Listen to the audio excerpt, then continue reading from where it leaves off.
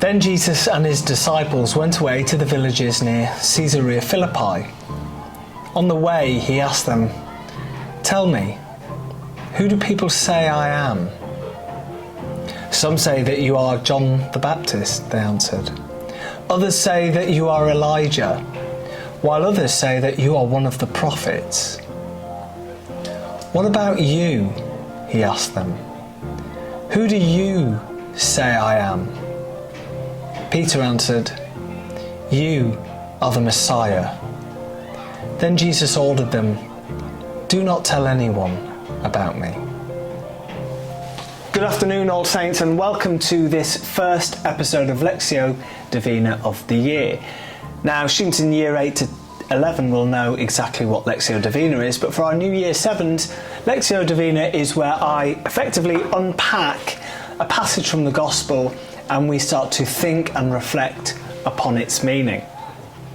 So this week, and in this first Lectio, we've got a really pivotal passage that we're looking at from Mark chapter 8.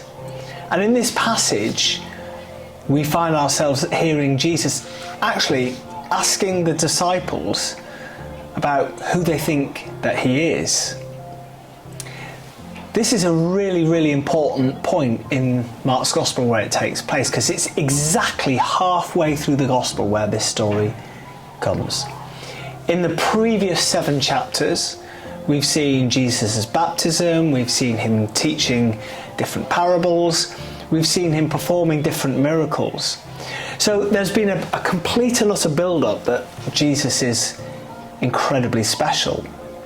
And then in the following chapters, we have a move towards Jerusalem and a realization of what is coming at the end of Jesus' life in his crucifixion and then following resurrection.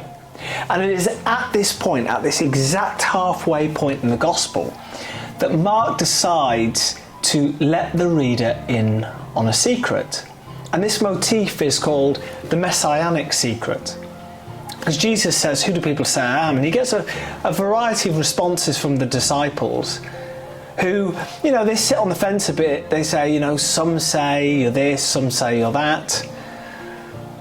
But when he asked directly Peter, "Who do you say I am?" having been so close to me, "Who do you think that I am?" And Peter says, "You're the Messiah." And he tells them not to tell anyone. And that's probably because he knows what will happen if they go around immediately start telling everyone, "Oh, he is the Messiah," that, he would be killed for saying that. It would have been seen as blasphemy. That's ultimately what happens further down the line. But what I'm interested in for us is our mission is to become more like Jesus.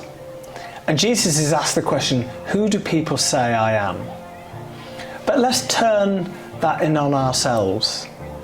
And let's, for a moment, just reflect on that same question for ourselves. So in your head, think, who do people say I am? I wonder what people would say about you. What kinds of words would they use to describe you? Might they say, "You're unkind, you're mean, you say bad things about people behind their backs, you don't always tell the truth, you can be unpleasant"? I hope not.